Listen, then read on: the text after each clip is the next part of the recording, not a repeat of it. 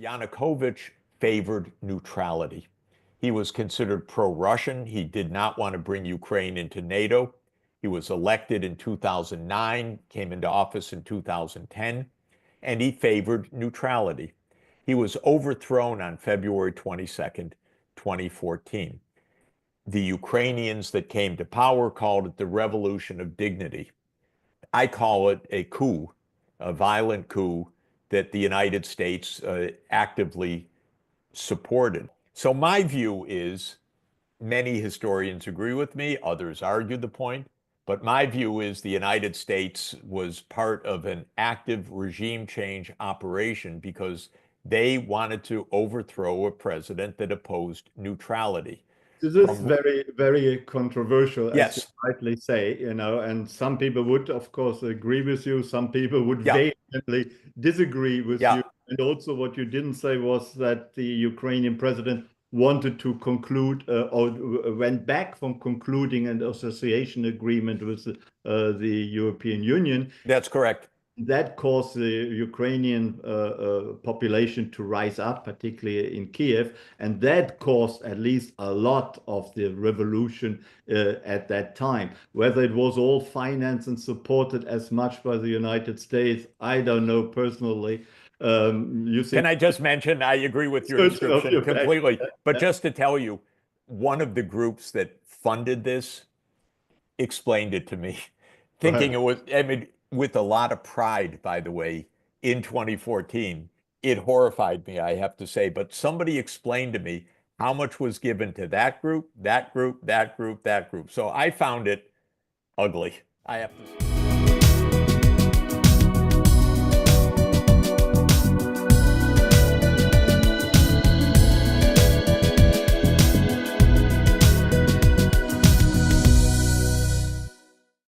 Good afternoon, everyone. I would like to welcome you to the Krasno Global Event Series. It is great to see that so many of you have joined us by Zoom today.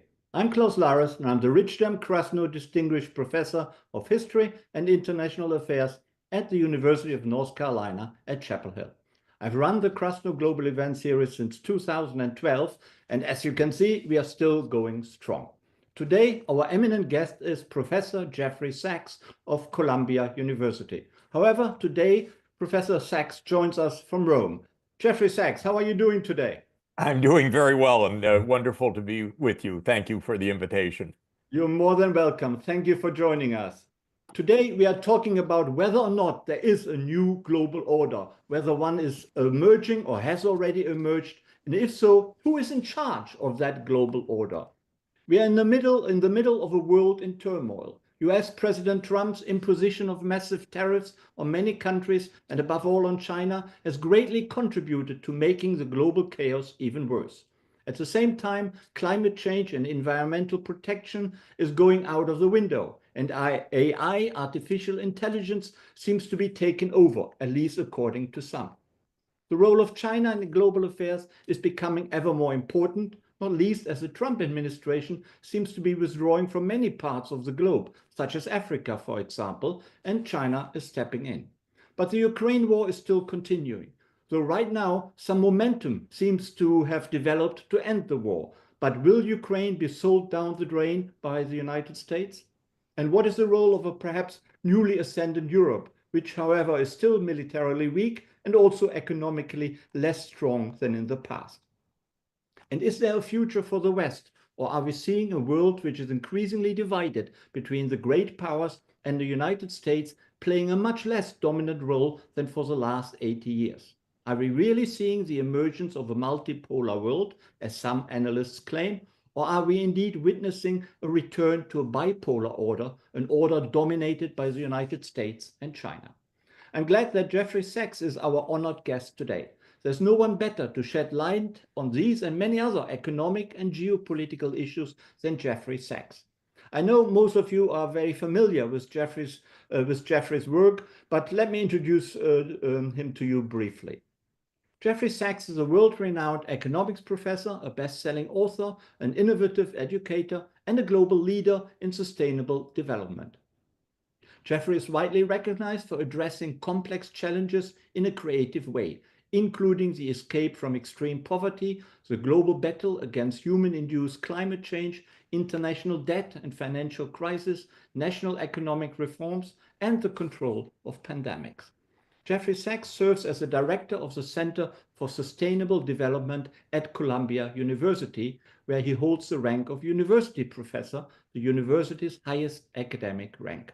Sachs was director of the Earth Institute at Columbia University from 2002 to 2016. He holds many other leading positions for the United Nations, the Vatican, and universities and think tanks. He was also a special advisor to 3 UN Secretary Generals. Jeffrey has also authored and edited numerous books, including 3 New York Times bestsellers. Jeffrey Sachs is a 2022 recipient of the Tang Prize in Sustainable Development, and he was a co-recipient of the 2015 Blue Planet Prize, the leading global prize for environmental leadership. He was twice named among Times Magazine among the 100 most influential world leaders, and he has received 42 honorary doctorates, a very impressive number, I have to say. And he also got the Legion of Honor by decree of the President of the Republic of France and the Order of the Cross from the President of Estonia. Welcome, Professor Sachs. It's great to have you here at the Krasno Global Event Series. Thank you. You're more than welcome. Let me ask you straight away, as an economist, what do you make of the tariffs and economic policy of the Trump administration? Does that make an awful lot of sense, or does it really create a lot of chaos? Oh my God, chaos. That's an easy one. I don't believe it makes any sense at all.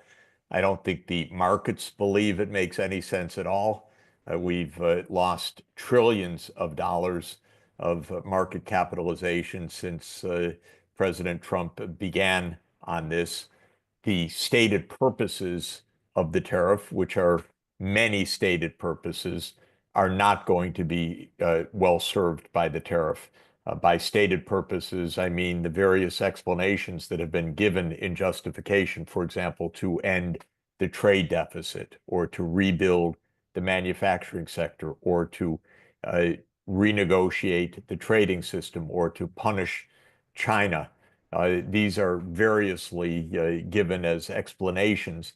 I don't think they stand up to scrutiny. The international trade order, which is the global division of labor, we could say, is there because trade is a mutually beneficial activity, as Adam Smith taught already in The Wealth of Nations in 1776. History has borne that out. The United States has benefited from the open trading system. The developing countries have benefited enormously from the open trading system. Causing this kind of instability by breaking international trade relations will lower living standards in the United States if this is maintained. It will create many problems for short-term macroeconomic management by the Fed, which the Fed has pointed out and is the reason why President Trump has been attacking the Fed vociferously in recent days. They're just doing their job, pointing out that these tariffs are going to make matters more complicated.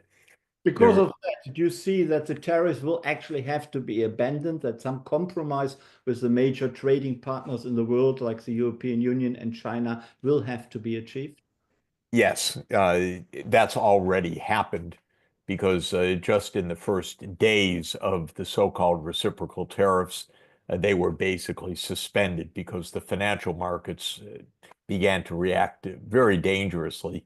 Not only the stock market, which fell worldwide, but the bond market, which started to fall in price and meaning to rise in interest rates very significantly, signified the fact that there was an aversion to U.S. denominated assets, including the Treasury bills. And that is what provoked a so-called suspension of the tariffs. In other words, the markets worldwide gave this a very strong thumbs down. Trump backed down immediately. It said that his lead protectionist advisor, Peter Navarro, who somehow claims a PhD at Harvard, but he certainly didn't take my class in international trade. He was away from the White House, and supposedly other advisors rushed in to see President Trump and said, this has to be suspended. So he suspended these tariffs. There's lots of talk about how we're going to reach trade agreements with different parts of the world. I think all of it is to signify that the tariffs that were announced as these reciprocal tariffs are never going to really happen. But in the meantime, we're in a real trade war with China. Uh, by real trade war, I mean China is not going to back down. Trump has not backed down. We basically have a break in this major trade relationship between the two countries. Trump partly backed down immediately by saying these things, my iPhone, that's going to come in tariff-free because the consumers were starting to freak out and Apple was starting to freak out. You're going to break your best consumer goods, Mr. President? And he said, no, no, no, no, we'll give an exception for this one. We'll give an exception for that one. So you don't see that the whole tariff policy is a clever strategy to decouple from China eventually? Well, decoupling from China, to my mind, is not a clever strategy at all because I regard US-China trade as a win-win proposition. It became known as a win-lose proposition where China was winning and the United States was losing for strange reasons. Uh, the U.S. Has made a lot of income gain nationally by having strong relations with China, by producing a lot of goods in China. Silicon Valley has invented a lot of products, and those are then manufactured in China. And that's a win-win. China has bought into a lot of intellectual property, so-called service income of the United States. The United States has gotten a lot of consumer goods very inexpensively produced from China. Of course, there are losers in trade relations as well. No doubt some companies that are in the direct line of imports from China have reduced their production and jobs have been lost in those sectors. But huge gains have been made in other sectors. And if we were a rational political system, we would say open trade is benefiting America enormously. Yes, there are some who are hurting, and we should make sure that the winners help to compensate the losers. This is what we teach by the second day of trade theory, that overall the economy gains, but winners do need to help compensate the losers so that the winning is across the board, or what we say Pareto improving, rather than dividing society. But America is not very good at that. We don't do redistribution. We leave losers to their fate, losers in quotation marks. And Trump has Well, appealed to them in both the 2016, well, actually in all three election campaigns. And he won a lot of swing states in the industrial Midwest on the argument that you're being hurt from the outside rather than being hurt by our domestic policy shortcomings. but Uh, listening to Trump, he argues that the trade deficit with China, for example, but also with other countries, is of serious concern. The loss of manufacturing jobs in the United States needs to be addressed, and also some unfair trade practices by China and others about subsidies and unfair plagiarism and the pinching and stealing of international property and so on and so on. Does he have a point, or does he have no point whatsoever? he has a very funny idea, and the idea is that the trade deficit is a measure of cheating by other countries. Now, I'm a macroeconomist, and I teach what's called an identity. In other words, a statistical relationship that has to be, and that is that the trade deficit measures how much more we spend as a country compared with how much we earn as a country. And so if you go to the store and use your credit card and spend money you haven't earned to buy something from the store, you run a trade deficit and you run up your credit card debt. In Trump's world, you should be blaming that store for selling you things rather than saying, my God, maybe I should cut down on my indebtedness. I should watch my bank balance. I should not run up credit card debts. Instead, I should blame all the stores that I'm buying from. That's Donald Trump's vision of the world. It's frankly absurd to say that because the United States spends $1 trillion more per year than our GDP in essence, or our GNP, technically So the speaking. American consumer is to be blamed. Is that what you say? Well, the one to be blamed actually is Washington in the following way. Our government is like our national credit card. The government runs a huge deficit. It's almost 7% of our GDP. It's unbelievably large. The government's running up debt. The government borrows on the markets and then transfers payments to Americans that are not coming from tax revenues, they're coming from borrowing. And then Americans, both companies and households, spend. So the American consumer is basically uh, using that. They may not realize it, but the government's their credit card. It's our national credit card. We've run up 100% of our national income in debt. So if you as an individual run up debt equal to your 1 year's income, that's equivalent to what the United States has done. Is it manageable to pay that? Yes, but the interest costs are getting pretty steep. They're about 3% of GDP just on interest now, and that will rise over time. So what has happened is the government is used as a credit card. We spend more as a nation than we produce and earn. And as a result of that, we have this chronic trade deficit with the rest of the world, which Donald Trump then has inventively blamed the rest of the world. It's incredible. It's a little bit bizarre. You can look up the following if you do technically exactly the right calculations.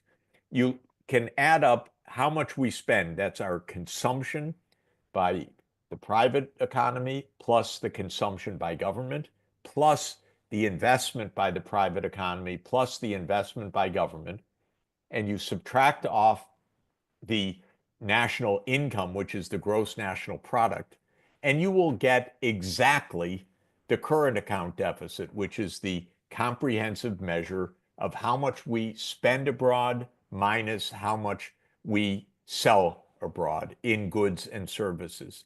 So it's not even an analogy, it's literally the definition of that comprehensive imbalance. But Trump has inventively said, oh, our current account imbalance, our spending income imbalance is the fault of everyone else. Kind of bizarre. Uh, the markets don't buy it.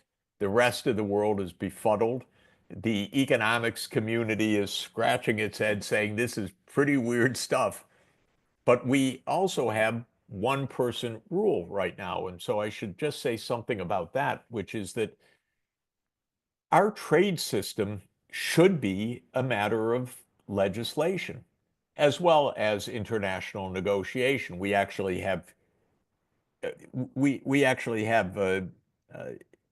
global treaty arrangements that establish the WTO and that were negotiated with other governments about what the tariff should be. We've ripped all of that up.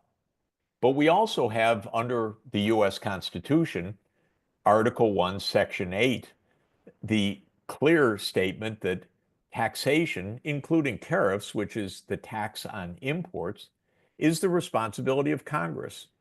If you go to Article 2, which is the executive branch, there is no responsibility at all of the executive branch for setting tariffs.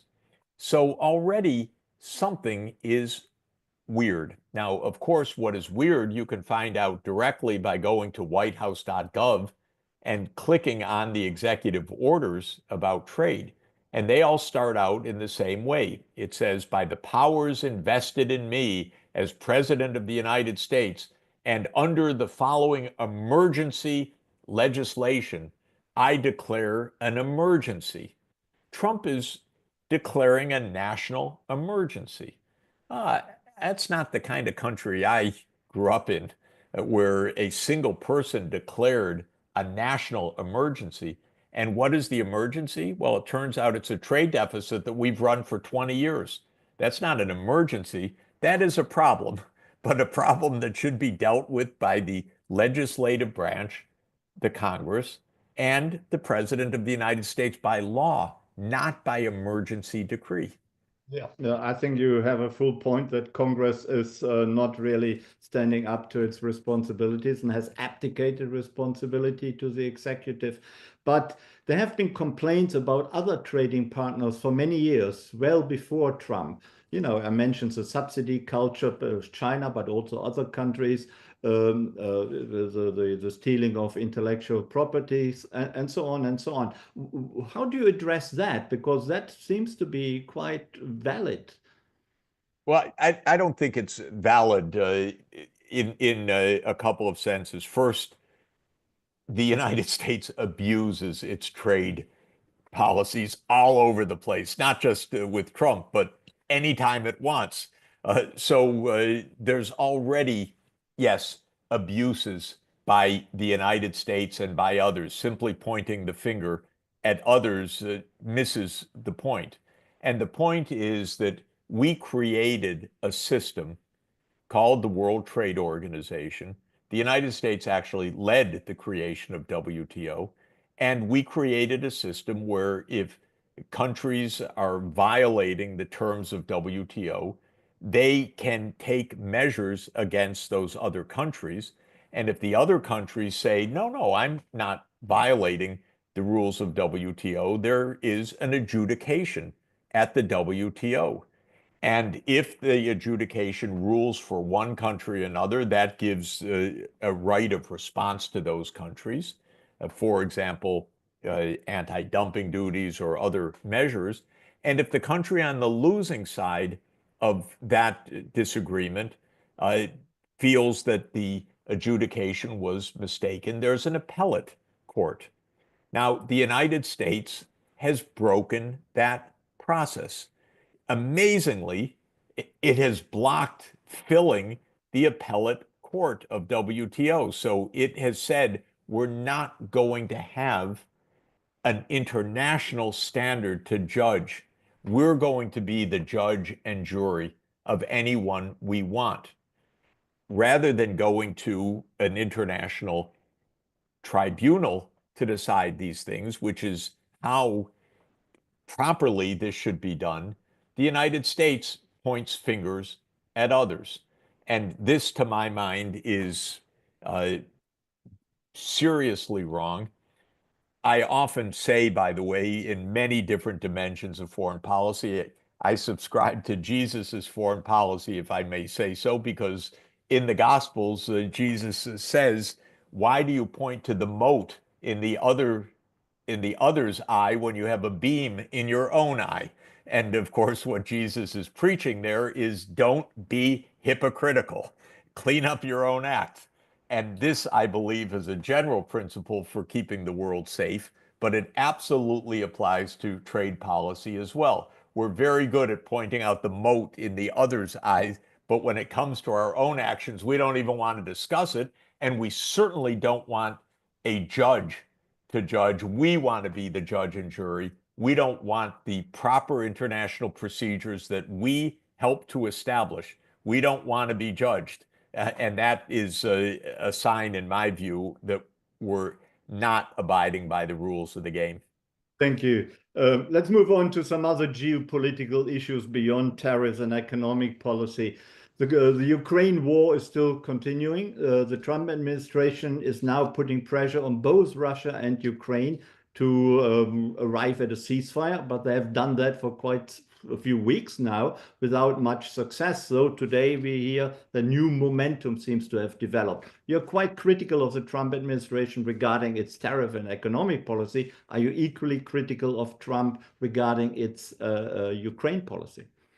No, I think on this one, Trump has it right. And he said it in a very Trumpian way. He said, "This is Biden's war. This isn't my war. This is a loser. I'm getting out of it. I don't want to be shackled with Biden's war." Now, you can unpack a lot of that. I thought it was Putin's war. No, yes, Biden didn't invade, I believe. It was Vladimir Putin who invaded Ukraine. right. Well, I take a different view of this because I've watched this close up for 35 years. I was on the economic advisory team of President Mikhail Gorbachev. I was on the economic advisory team of President Boris Yeltsin, and I was on the economic advisory team of Ukraine's president, Leonid Kuchma. So I worked with both countries very close up, and they were not in any way in conflict for a long time. I believe it's not a popular view, I admit, but I've been there and I've seen it. I believe the United States actually walked Ukraine and Russia into this war. Not suddenly, not in 2022, but going back 30 years. That was a deliberate strategy or just happened? It was a kind of bluff. What the US wanted, and it was decided as early as 1994, was that the US would push NATO enlargement first to Central Europe, then to Eastern Europe, then into the former Soviet Union, right up against Russia's borders in Ukraine and in Georgia, the South Caucasus country. And I watched that process close up. I remember because I was a guest of Helmut Kohl in 1991. I was a guest of Hans-Dietrich Genscher, the German foreign minister, in 1991 in Berlin because I was a lead advisor of the Polish government at the time. They promised to Gorbachev and to Yeltsin NATO was not going to expand and it was not going to take advantage of Gorbachev's unilateral end of the Soviet military alliance, the so-called Warsaw Pact, which Gorbachev unilaterally ended, saying the Cold War's over. We don't need a military alliance aiming at the West. And at that time, actually, even the date, February 7th, 1990, James Baker III and Hans-Dietrich Genscher, the US Secretary of State and the German Foreign Minister, said to Gorbachev and publicly, NATO will not move 1 inch eastward. And Genscher was asked at the time, well, do you mean, Mr. Genscher, not to move into the new eastern part of Germany, which is going to unify with the Federal Republic of Germany? In other words, when the German Democratic Republic would unify, or do you mean more generally? He said, I mean more generally, we're not going to move eastward. And then, as soon as the Soviet Union dissolved in December 1991, the American security state said, oh, come on, we have no enemies anymore, no one that can confront us. Rather than saying we have no enemies, we should end NATO, they said we have no enemies, we should expand NATO.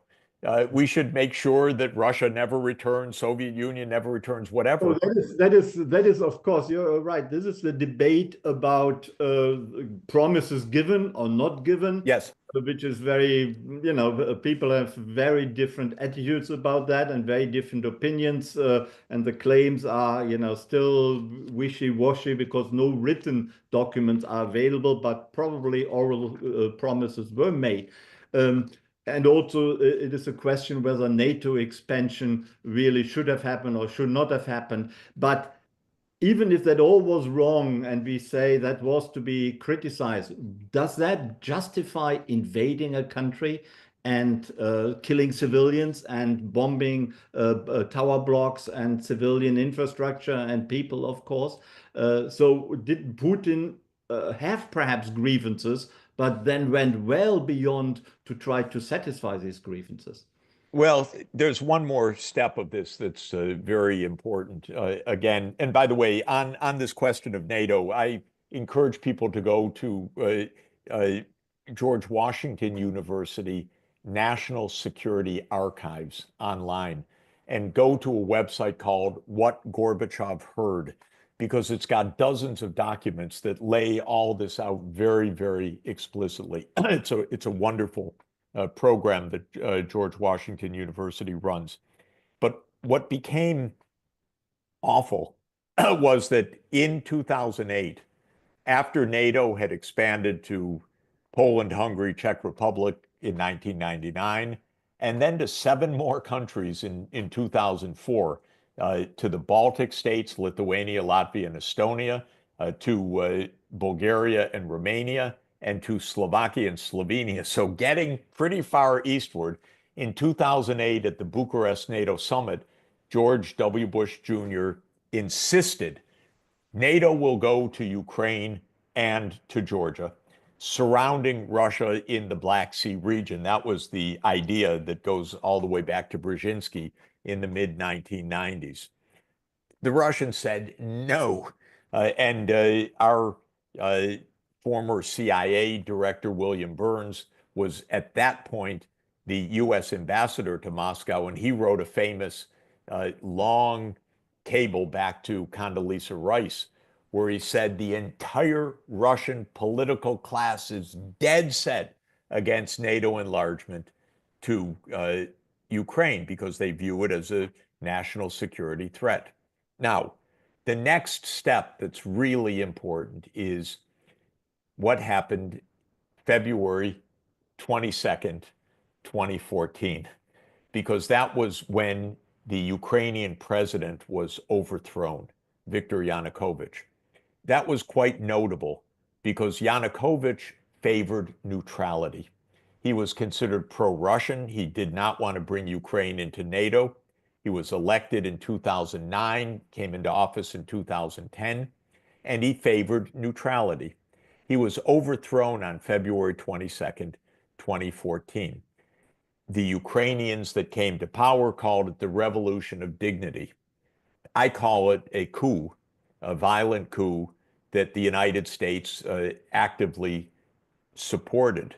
And I happened to see some of it, sad to say, up close, because the US funded a lot of the coup.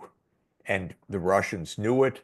They actually intercepted a phone call between somebody who's now my colleague, actually at Columbia, Victoria Nuland. She was at the time the Assistant Secretary of State for European Affairs. She made a call on an open phone to the U.S. Ambassador, Jeffrey Piat, and they talked about in end of January 2014, who would be the next government. And by the way, at that point, Biden was vice president, and he was the one that was going to come seal the deal. It's all on the tape. It's a shocking, shocking call. So my view is many historians agree with me, others argue the point. But my view is the United States was part of an active regime change operation because they wanted to overthrow a president that opposed neutrality. This is From very, very controversial, as you yes, rightly say, and some people would, of course, agree with you. Some people would yeah, vehemently disagree with yeah, you. And also, what you didn't say was that the Ukrainian president wanted to conclude or went back from concluding an association agreement with the European Union. that's correct. that caused the Ukrainian population to rise up, particularly in Kiev, and that caused at least a lot of the revolution at that time. Whether it was all financed and supported as much by the United States, I don't know personally.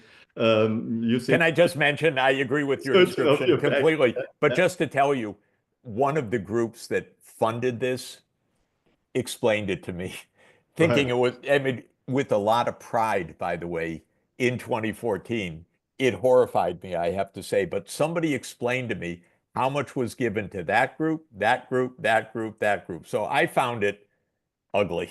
I have to just No, explain. no, even if that is all correct and all true, does that justify an invasion of Ukraine, as we saw with the takeover of Crimea in 2014 and the beginning of the infiltration of Russian soldiers or little green men into the Donbass, and then, of course, the full-scale invasion February 2022?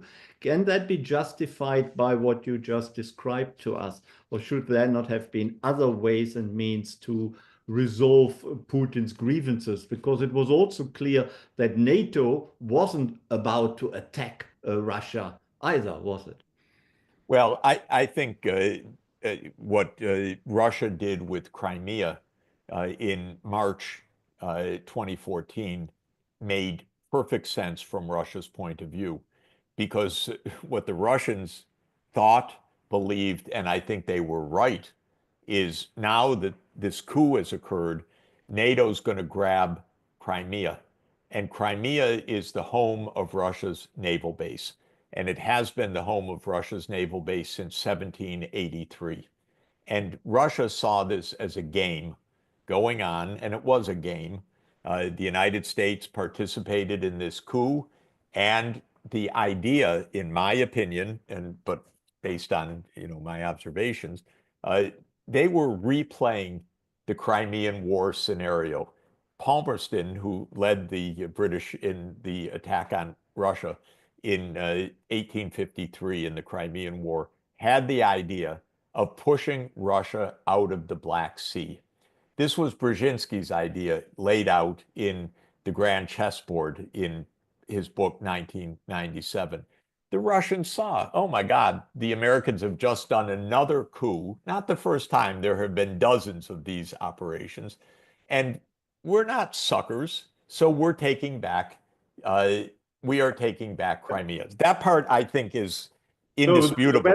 the Okay, Western reaction to the takeover of Crimea in 2014 was pretty, well, not too strong, I would say. It was I pretty agree. mild comparatively. And a lot of people argue that that mild reaction encouraged Putin then to fully invade Ukraine in February 2022. No, this I disagree with.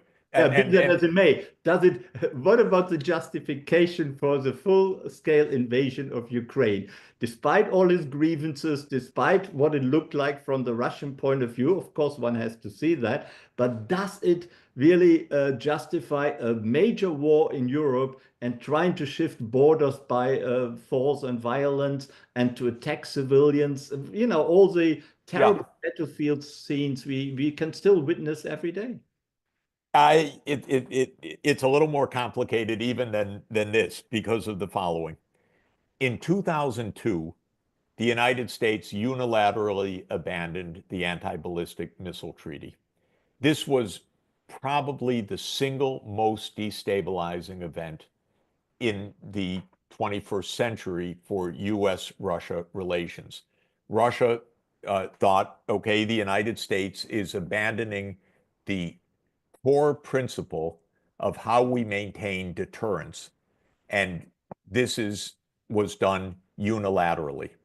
In 2010, the United States started to put in, against heated Russian objections, anti-ballistic missile silos, the Aegis missile systems, first in Poland and then in Romania. In 2019, the United States unilaterally abandoned the Intermediate Nuclear Force Agreement. So, from Russia's point of view, what the United States was doing step by step was coming to Russia's border with the US military and its missile systems. According to Ray McGovern, the former CIA analyst, he describes how in January 2022, Blinken, Secretary of State, said to the Russian Foreign Minister, Sergei Lavrov, that the United States reserved the right to put in missile systems wherever it wanted, as long as the host country agreed, including Ukraine. I wasn't party to that conversation, obviously, but the interpretation is consistent with everything I know because I did speak to the White House in December 2021, begged them to negotiate rather than to continue what was a sure path to war. I said in December 2021 to Jake Sullivan, announce that NATO will not enlarge to Ukraine and you can avoid the war. And he said to me, no, we will not announce that Ukraine cannot enter NATO. He actually said to me, don't worry, NATO's not expanding. I said, Jake, NATO's not expanding, but you can't say it in public? He said, yes. I said, well, then you're going to have a war. And in January 2022, when the United States refused to rule out even putting missile systems into Ukraine, and when there was a continued massive military buildup of the Ukrainian army, and this we really need to understand as well, because it became a several 100,000 NATO armed unit that was attacking the Donbass, as everybody, including the OSCE observers, say. Russia said, we're not going to permit de facto or to slide into being surrounded by the United States. But So, don't you make okay, it? so Don't you? I'm gonna answer your question the following way. The war could have been avoided so many times had the United States taken an honest position. And then something that I do think is absolutely important and also not part of our understanding and discourse. What was Russia trying to do when it invaded on February 24th, 2022? I'll give you my interpretation. They were trying to scare the wits out of Zelensky that he would agree to neutrality. Because what happened, in fact, was within about a week of the invasion, Zelensky said, oh, you know what? We don't have to join NATO. We could have neutrality. And within 2 weeks, actually, the Ukrainians approached the Russians and said, you know, we don't have to go on with this. And the Russians said to the Ukrainians, give us a document of what you have in mind. And they did. And that document went to President Putin. And President Putin said, you know what? We can negotiate on this basis. And what came immediately was negotiations under the auspices of Turkey. And this became known as the Istanbul process. I have had extensive discussions with the Turkish diplomats about this. So on March 28, Ukraine and Russia issued a joint communique. This is March 28, 2022, issued a joint communique saying we have a framework for peace. And it was based on Ukrainian neutrality. It was based on Crimea being outside of the agreement. In other words, Russia's not going to negotiate that. And it was based on essentially implementing the Minsk II agreement in the Donbass. But And doesn't that all sound as if you were defending Putin for invading or making us I, understand that he yeah, had yes, I'm no explaining. other option but to invade? No. What I'm explaining is that this war could have ended in about well, the war starts in 2014 by my chronology, but the invasion, February 24th, could have ended in 2 weeks. because it was a ploy to force the neutrality back onto the agenda, which Putin had tried to do in December 2021. What And about the long rows of tanks which were heading towards Kiev, trying obviously to topple the government in no, Kiev? no, I wouldn't say that. What they were trying to do was intimidate the government, and they were withdrawn as soon as that document was exchanged. That's what actually happened. They were trying to intimidate Zelensky. And this is really important from my point of view. I said to Sullivan in December 2021, Ukrainian neutrality is not a concession. It's a benefit for everybody. It's a benefit for Ukraine. It's a benefit for the United States. It's a benefit for Russia. Keep a buffer between the two superpowers. Don't press your luck, Jake. Said, no, no, anyway, NATO's not expanding. But he wouldn't say it in public because they didn't mean it. Of course, they wanted to do what they wanted to do because they were playing poker. Well, And thank to you. my mind, just to explain, on April 15, 2022, this is basically 8 weeks after the start of Russia's invasion, a agreement was reached with a few clauses still to be finalized. And you can find that online. The New York Times published the agreement. They were close to ending the war. Now, we know that the United States stepped in at that moment and said, don't do it, told the Ukrainians, keep Thought it was fighting. Boris Johnson. It, Boris Johnson came physically around that time, but the British are not independent agents in this.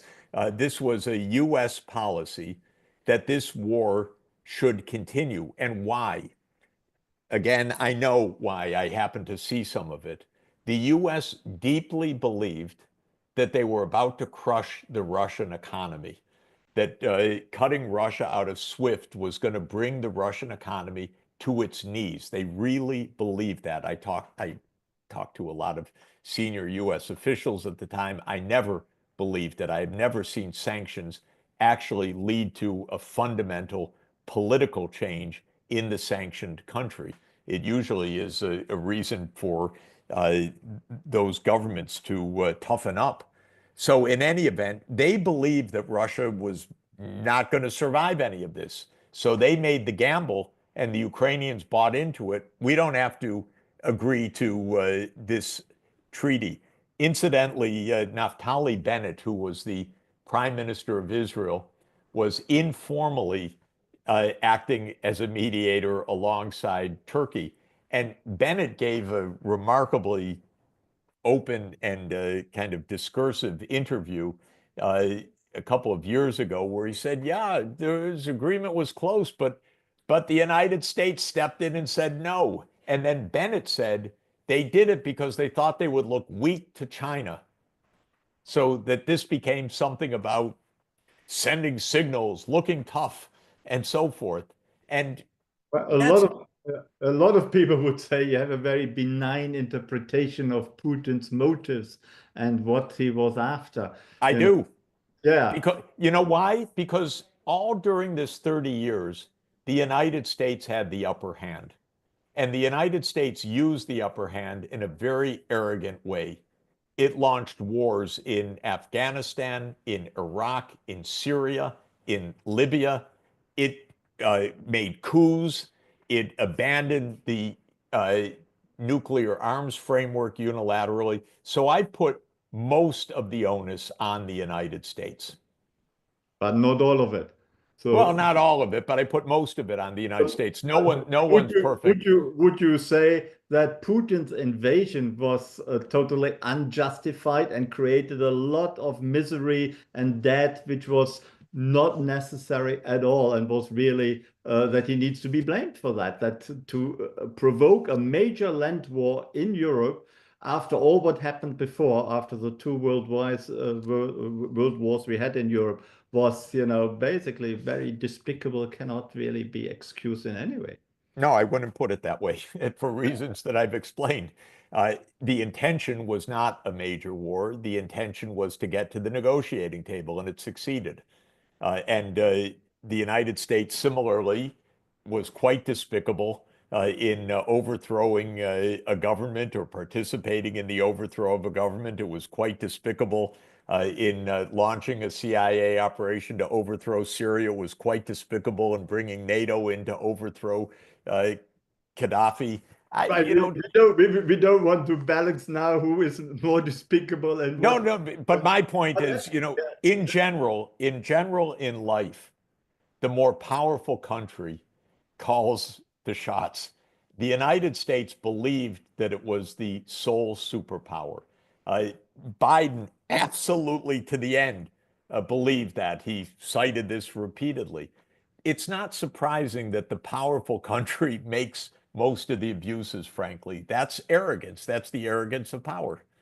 uh, let us jump forward a little bit towards the present and Yes. the still continuing Ukraine war and the attempt to overcome it and end it, to at least get a ceasefire. And all parties apparently seem to be interested in that, though, of course, there is a lot of suspicion in Western circles whether or not Putin is serious or whether he just says so without really meaning it, because he is militarily at the moment probably a little bit more successful than the Ukrainians.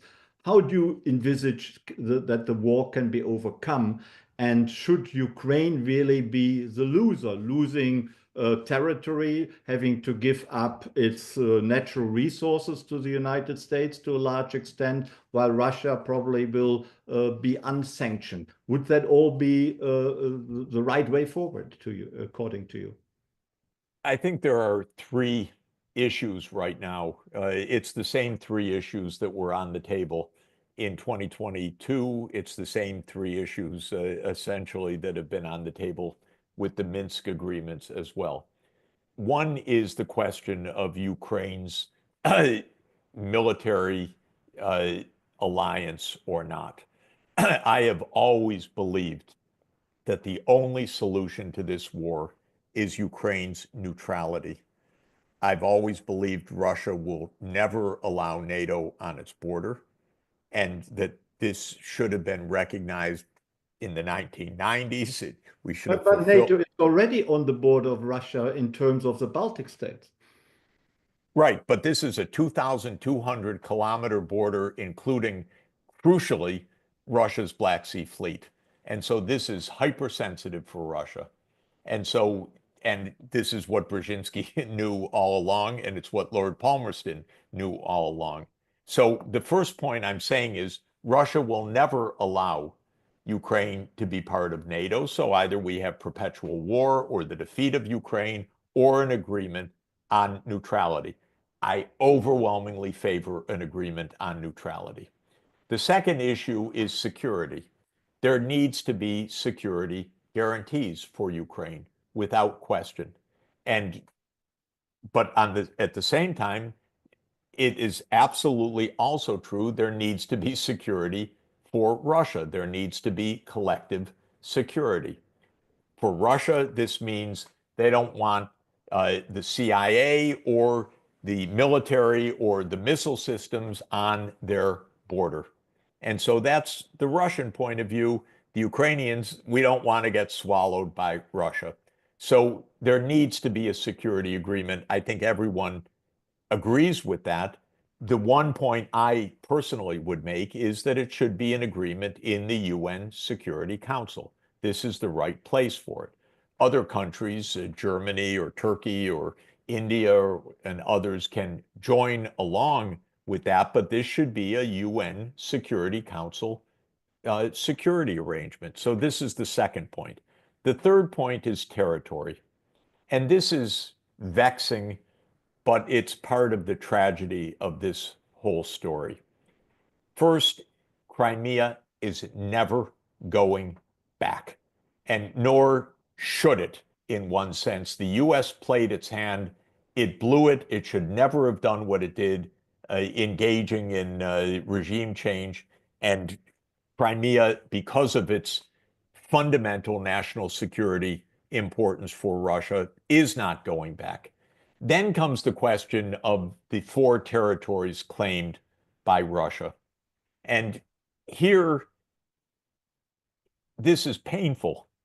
It's painful because Russia made no territorial claims on the Donbass and certainly not on Kherson or Zaporizhia until the fall of 2022, never in 2014, never all the way through the Minsk agreements, not in the Istanbul negotiations. We did not annex these territories, partially four of them, before the war actually started. No, no, what had happened was these were the people's republics. They had broken away. And the idea that Russia was pursuing was autonomy for these regions. And that's the Minsk II agreement. And it's fascinating what the Minsk II agreement reflects.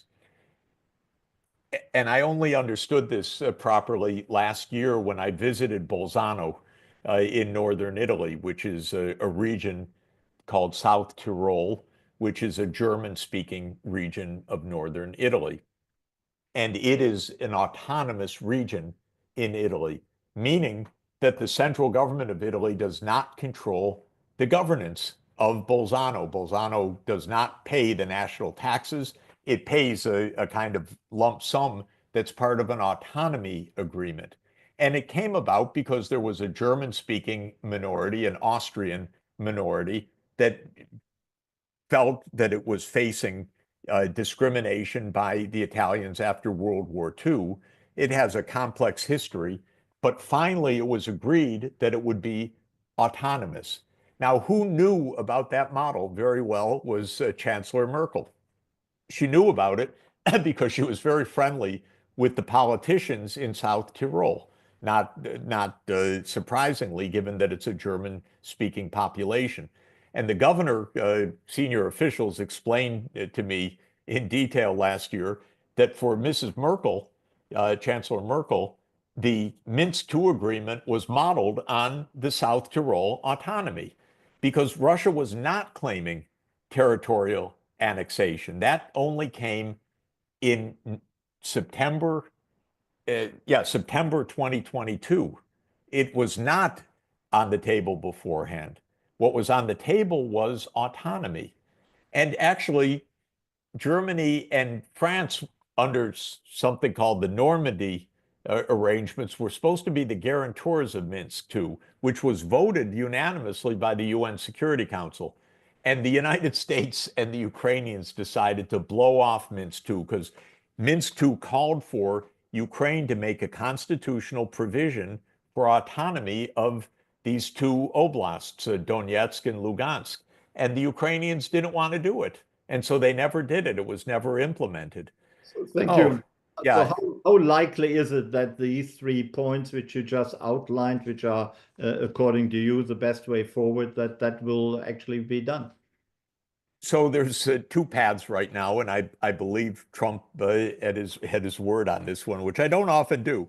But Trump says, look, either you accept the agreement that I'm putting on the table, or the US walks away from this whole thing. The Europeans can do whatever they want, but Russia can continue to fight, Europe can continue to support Ukraine, but the United States is not going to be a part of this. And what the US has said, apparently, we haven't seen the fine print, but it has said basically no NATO, some kind of security arrangement, though I don't know the details of it, and some territorial exchange, maybe up to the current contact line rather than the four full oblasts that Russia claims. We don't know exactly the details. Now, in essence, the US is close, not far from the Russian position. Russia's saying, no, we need permanent neutrality. We need all four oblasts, and we need a security arrangement in which there aren't European troops, but are some other security arrangement. Would that not leave Ukraine in a very weakened status? Well, it depends. It depends what the details are. My view, my model actually for Europe in general is Austrian neutrality in 1955, where the Soviets went home. Austria declared neutrality. We won't join NATO. We won't join anything. And the Soviet Union never bothered them again. Austria became an incredibly prosperous, happy country, and to this day remains outside of NATO. I happen to like neutrality. I especially like neutrality that keeps the United States and Russia apart from each other, because I don't think superpowers should be in each other's backyards, period. Thank you. Thank you. Whether Austria has the same or not a lower importance for Russia than Ukraine is very much the question, I think. Whether we can compare Austrian neutrality with the best way forward to Ukraine. I'm not sure even Putin would like that, and I'm not sure about other countries. I wanted to ask you many more questions, but we also have a few questions from the audience. If I can bring in Emma, could you ask a selected question and ask it, please? Yes, Dean Peterson asks, isn't it an issue that Russia can't be trusted to stand by a peace agreement? Ukraine talks about wanting a security guarantee to agree to peace lest they be invaded again. If Putin wanted peace on this agreement, you mentioned he could get it with Trump, but he keeps making many more demands. If you could expand on that topic. Sure. I, I think the United States is the least trustworthy country from my experience, and that goes with the arrogance of power. The U.S. walks out of one treaty after another. Russia does not. The United States walked out of the ABM Treaty. The United States walked out of the Open Skies Treaty. The United States walked out of the Intermediate Nuclear Force Treaty. The United States has overthrown about 100 governments and regime change operations. So I'm not impressed at just pointing the finger at Russia. There have been many, many treaties that Russia is still in, that is abided by.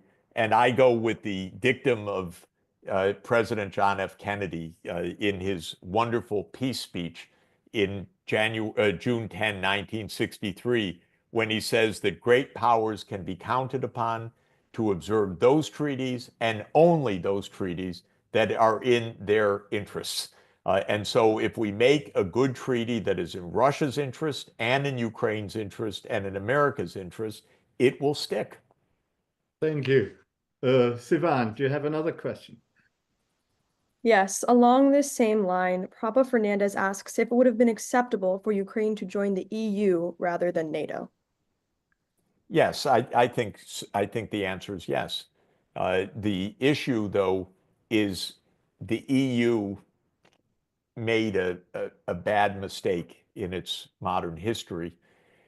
It became basically the same as NATO, almost in formal legal terms. The EU-NATO relationship is not some independent, distant relationship. Being part of the EU is pretty much tantamount to being in NATO. Being in NATO is pretty much tantamount to being in the EU. And one of the saddest mistakes for the European Union is that it co-located NATO headquarters and EU headquarters in Brussels. And that's not a coincidence. They became the same thing. And that is where the problem was. We never had just a straight proposal to join the EU, never, because already in 2008, the United States was pushing relentlessly for NATO enlargement. And NATO fell into line because this is a US-led alliance. So your question, a good one, was never tested and never asked. The EU is militarizing, as some people say. They're developing their own somewhat stronger defense policy. Would that not be a concern to Putin? Would he really be happy with Ukraine joining the European Union in its new, stronger military form? I personally believe it's fine for Europe to have its own autonomous security and military, not to go marching off to war, but as a credible deterrence. I personally would be perfectly more than satisfied with NATO ending and the EU having its own military security. Uh, Russia's not going to obsess about that. What they're concerned about is the United States, which is a nuclear superpower. We have, along with Russia, we're the only two countries that have 1,600 actively deployed nuclear weapons. The United States has nuclear capacity and many other space technologies and so forth that Russia fears about a decapitation strike or other existential threats to Russia that the EU would not cause. So for the European Union to have deterrence, in my view, is fine. And I think whether I like it or not, NATO very well may not exist in 10 years from now in any event. Trump has little interest in it. And I think that Europe wants and needs some kind of strategic autonomy. I don't, where I fault the European leadership tremendously is that they should engage in diplomacy with Russia. They haven't even tried. They literally have not tried. They have not gone to Moscow. They have not met with Lavrov. They have not invited Lavrov to meet with them. They have not tried at all to have diplomacy for years. And Right, I take that. But we are talking about kind of all the time what the US should do, what the Europeans should do, and not wrongly partially. But isn't there something Russia should do as well? When you look at Eastern Europe, there's real anxiety about Russia, real or perceived anxiety. You look at the Baltic states, they are seriously worried. Poland has pushed up its military defense, not because they like to spend money, but they feel threatened. Norway, Finland and Sweden have joined NATO, and there is general anxiety around. And that comes not out of nothing. You know, Putin in particular has gone into Georgia, into Moldova. He still occupies part of it. Then, of course, what we discussed was Crimea and the full invasion, and whether you try to explain that, that there are good reasons for all that, but there is still a lot of anxiety, and Russia is perceived as an aggressive country. What can the Russians do to actually reassure their immediate neighbors that they are not aggressive, that all that perception is totally wrong? So Putin needs to deliver something as well. And I think we haven't talked about that at all. We only talk about what the West can do. What can Russia do? I, I have to say, just an example with Georgia. It's not that Russia was the aggressor to Georgia.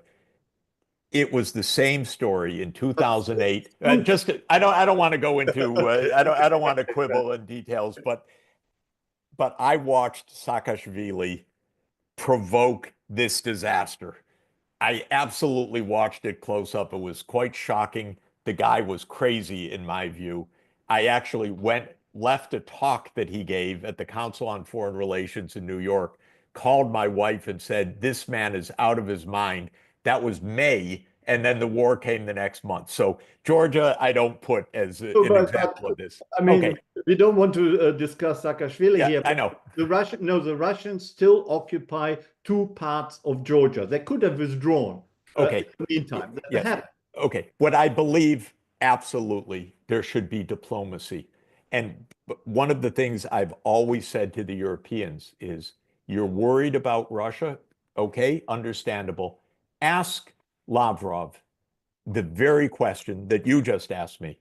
What is the security for the Baltic states? I'd like to hear from Lavrov. He's an extremely intelligent person. What are you going to say? You've given a good challenge. That's an absolutely appropriate thing to ask the Russian side. How can we trust you? Why should we trust you? What kind of security arrangements should we have? Now, let me say something about the Baltics, by the way, because all of this requires, detailed context. Latvia has a 25% Russian population. Estonia has a 20% Russian population. Lithuania has a 5% Russian population. You would think, I would think, that being on Russia's border and with a substantial Russian minority population, you would take some prudence, you would take some care. And again, I want to explain where I'm coming from. I advise the Estonian government. I help them. I have a high national award from Estonia. I like these countries. I'm no enemy of any of these countries. I've worked with all of them. But they are cracking down on their Russian population. They are outlawing education in the Russian language. They are cracking down on the Russian Orthodox Church. The president of Latvia literally posted, Russia must be destroyed. He posted that. Russia delenda est, playing on Cato. You kidding? Come on. Let's be grown-ups. Let's sit down and seriously ask the question, what can we do for collective security? It's a very good question. I think there's a lot that can be done. I'm a huge fan of the OSCE, by the way, or used to be when it existed, which is very different from NATO. It's got a completely different concept. The concept is of collective security. The concept is you don't join a bloc that threatens your neighbor. So in any event, I think your question's an absolutely fair one. The Russians say things, they don't get reported. I would like the Europeans at least to try. Has Kaya Kallas gone to the High Representative Vice President? Has she gone to Moscow to talk to Lavrov? No. Has she invited Lavrov to Brussels to speak with her? No. Why not? That's what diplomats are supposed to do. I love diplomacy. I like talking with each other. Thank you. Emma, do we have another question? Yes, heading back in time, Svetlana Savaranskaya asks, in 2000, Putin mentioned to Clinton that Russia wanted to join NATO, and Clinton spoke approvingly of the idea. If Gore had won and there was no war in Iraq, was there any chance of even some kind of associate membership for Russia? What was the impact of the Iraq war on the global order? Yes, so excellent questions. But Putin said something in an interview in Le Figaro in 2017 that I think is really smart and interesting. He said, presidents come into office with ideas, and then men in dark suits and blue ties come and tell them reality, meaning the CIA or the U.S. security state, and the leaders, and then he says, and you never hear those ideas again. So apparently, this conversation took place that Putin said, "Yes, I'd like to join NATO," and Clinton said, "Well, yes," and then he later quickly said, "Well, no," because he was advised by the U.S. Security state, no. So the U.S. deep state, which I believe in that concept, meaning the CIA, the Pentagon, the other intelligence agencies, the NSA, the National Security Council, and the Armed Services Committees in the Congress, they have viewed Russia as either a threat or a ripe piece of fruit that's going to fall into their lap ever since 1991.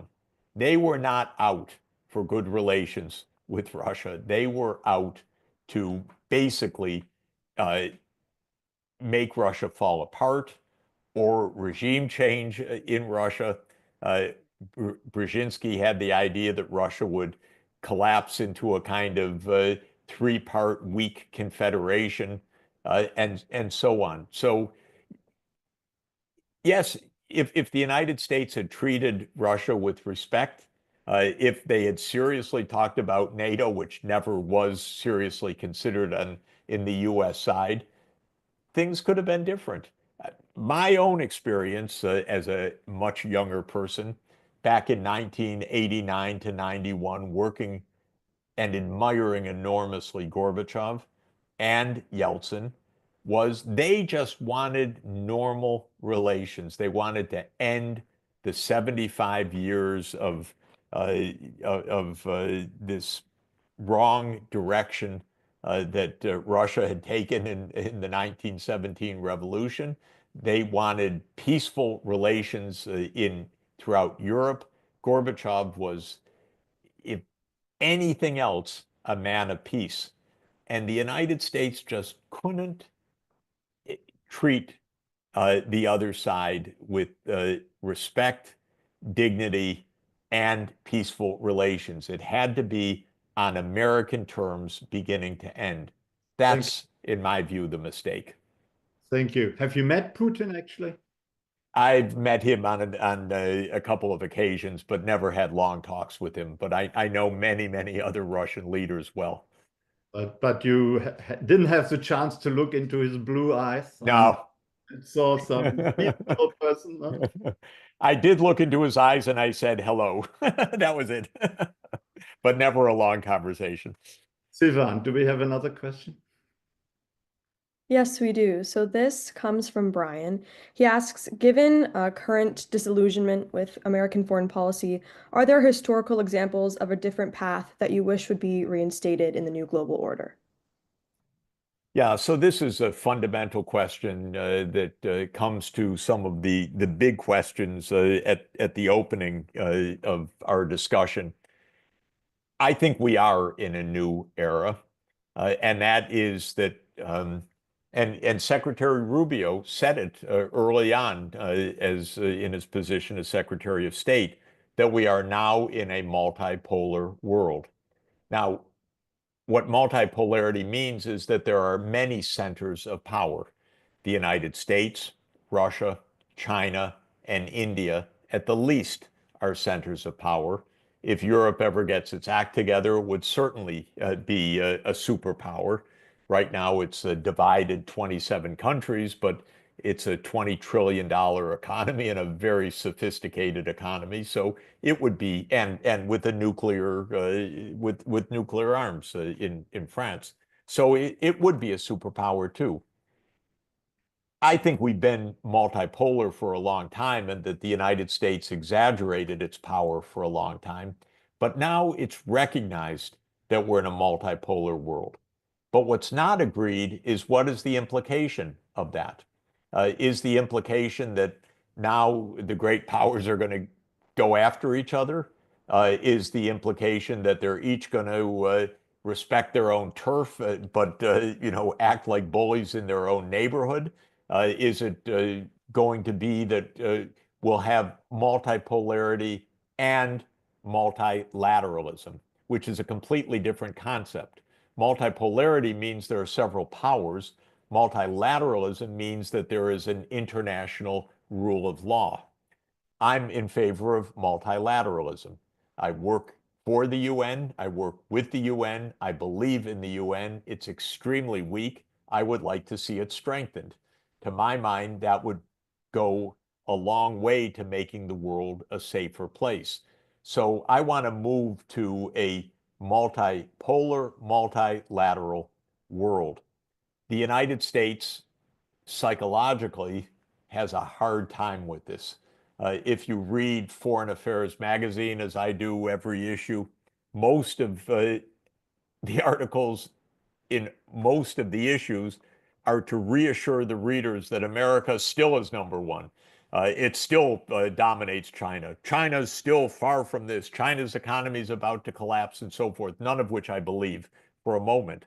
But I think the United States psychologically, in our ideology, we have been we've been the leader for a long time. This is the American century. We're the sole superpower and so forth. I think we have to come to the understanding that there can be other powers that are not our enemy. I don't view China as an enemy. I don't even view it as a threat, by the way. China can't invade the United States. China can't defeat the United States. But at the same token, the United States can't invade and defeat China. This is two great powers. And I think there's a lot of mutual benefit in good relations. So that's the kind of world that I would like to move to: multilateral, stronger United Nations. I'm not in favor of the sovereigntist argument, which is the Trump administration argument that a great power like the United States requires freedom of action. We do what we want. No one tells us what to do, least of all the UN. That point of view, I don't agree, because I believe that we rightfully bind ourselves to international agreements so that we can cooperate with each other and reduce conflict. Thank That's you. why we have the rule of law. That's the Hobbes-Locke idea of the social contract, which I believe we need at the global level. Thank you. How can you be so sure that we are moving towards or have already arrived at a multipolar world? Doesn't it look at the moment as if we were heading towards a new bipolar world, only this time China and the United States, or the United States and China? Because the European Union, as you rightly said, isn't really on the same level. Neither is Russia, I would say, and India isn't either. So isn't it really still bipolar with lots of disciples to each of these powers? Yeah, I tend to look at this through an economic lens. So I look at the size of the economies, at their productive capacity, and of their likely trajectory. And when I do that, I don't see China, for example, as becoming the world's hegemon, certainly not. I don't see the United States disappearing from sight. I do see India becoming much more powerful because it's going to be the most populous country in the world by a wide margin. Maybe it will be 400 or 500 million larger than China within maybe 30 years. I don't have the UN projections immediately in front of me, but it's going to go to 1.7 billion, whereas China's peaked.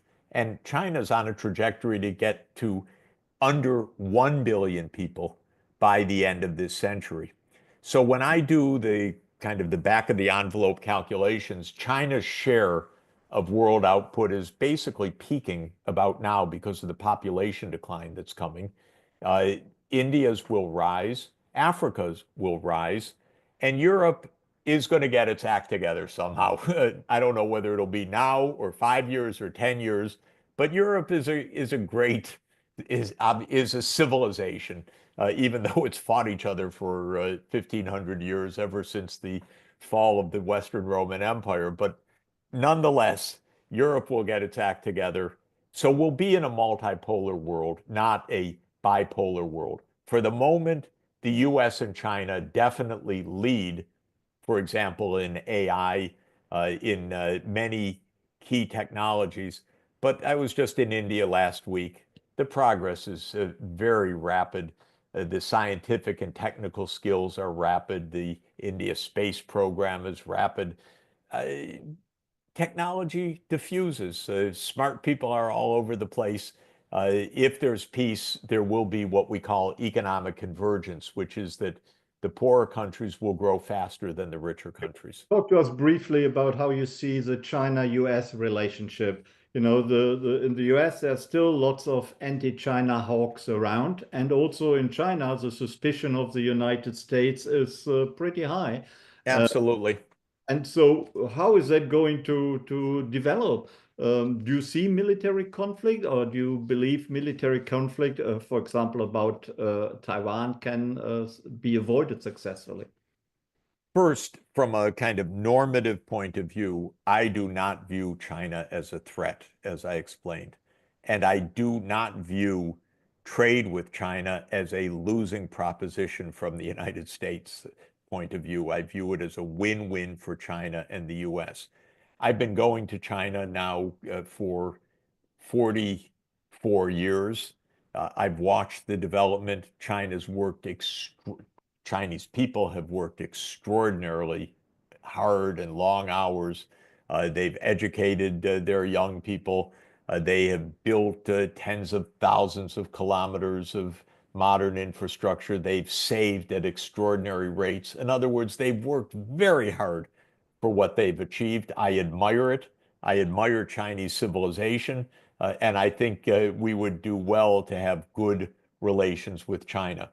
Is that the way things are going right now? No. The United States views China as in Graham Allison's description of the Thucydides trap, as the danger of a rising power coming to claim America's crown. Of course, I don't view the world that way. I don't think there's one crown. I think there's one planet, and we ought to cooperate on it. But if you're really obsessed with the question of who's number one and who's number two, well, then China looks like a threat to you. So the United States views China as a threat. And this can become a self-fulfilling prophecy. Uh, John Mearsheimer, who I regard as a really great political scientist and a very dear friend, says, yes, as China rises, conflict with the United States is inevitable. He doesn't mean violent conflict inevitable, but he says it's possible. And I said, John, but it's a self-fulfilling prophecy to say that. And he said, yes, that's right, Jeff. I said, John, why do we need a self-fulfilling prophecy of conflict? He said, because that's how the world is. His book is called The Tragedy of Great Power Politics. I refuse to accept tragedy as our baseline. I want cooperation. And I want us to consciously aim at cooperation, but first to tone down the fear mongering. I would like some American congressman to get a passport and go see China and understand it a bit rather than just railing against it in Washington. Thank you. We have a few minutes time if you are not exhausted yet, Jeffrey. Can I ask Emma to ask the next question, please? Yes, on the note of China, Andrew Pruden asks, China beats the US in many national security industries, for example, 90% of all global shipbuilding, and the US is no longer capable of acting as the arsenal of democracy in a future great power war. If tariffs are not the key to revamping US industry and manufacturing, what steps can the US take? Not to go to war. This is clear. We shouldn't think that we're preparing for war. We are absolutely, as safe as a country can be in this world with, as Donald Trump says, two big oceans and a nuclear arsenal and a powerful military. We're not going to be invaded. China could not invade us. China could not defeat the United States under any circumstance. And we shouldn't plan on defeating China. So we should engage in diplomacy because we have mutual deterrence, and that's good. And mutual deterrence means neither side can defeat the other side. We don't need an arms race to secure that. And we should chill out a bit. We are very powerful and powerful enough to defend ourselves, not powerful enough to run the world, but who wants to run the world? Let the world run for each place and let's have peace. Thank you. Sivan. Yes, so this is an anonymous question.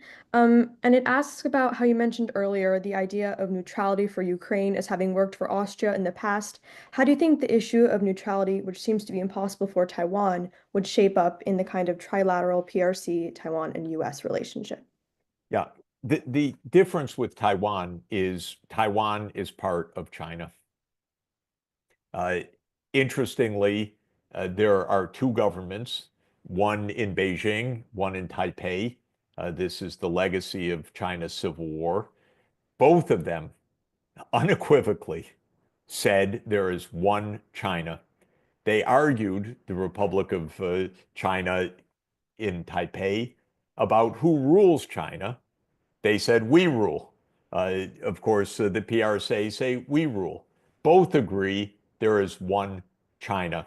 When the United States recognized the People's Republic of China, it, like every other country that has diplomatic relations with the People's Republic of China, which is essentially almost all the world, adopts the one China policy. It agrees that there is one China. The United States should not intervene across the Taiwan Straits. That's the best safety for Taiwan.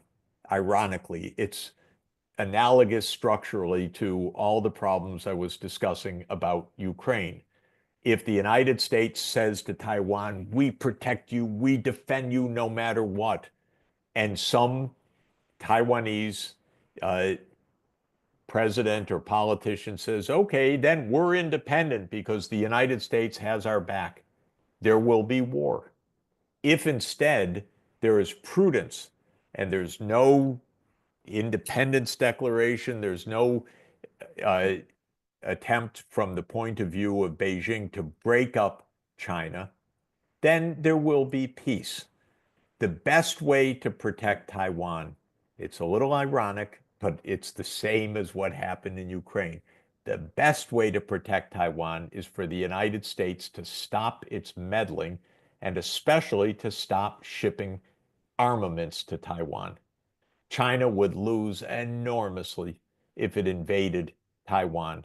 And it won't invade Taiwan unless Taiwan declares independence, in which case it will invade Taiwan. And that is the basic structural situation. The United States should not provoke a disaster. Once again, a very controversial view that the US should not provide weapons to Taiwan. I think it's the most safety we could give to Taiwan. Strategic ambiguity is still the policy you would endorse, I take it. I don't agree with that. I don't agree with ambiguity as being helpful at all. I believe in clarity. And I believe the United States should say clearly, we believe in one country, one China policy. We believe in peace across the straits.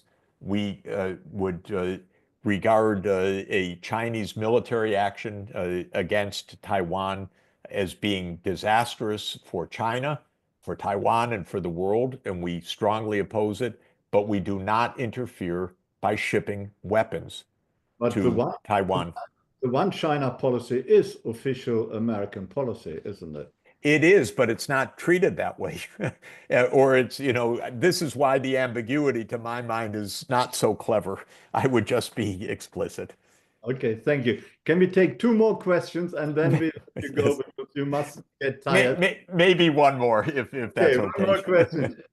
Emma, would you be so kind? Jumping back to an earlier discussion on tariffs and the Fed and criticisms with the Trump administration, will Trump succeed in replacing Jerome Powell before his term ends in February 2028?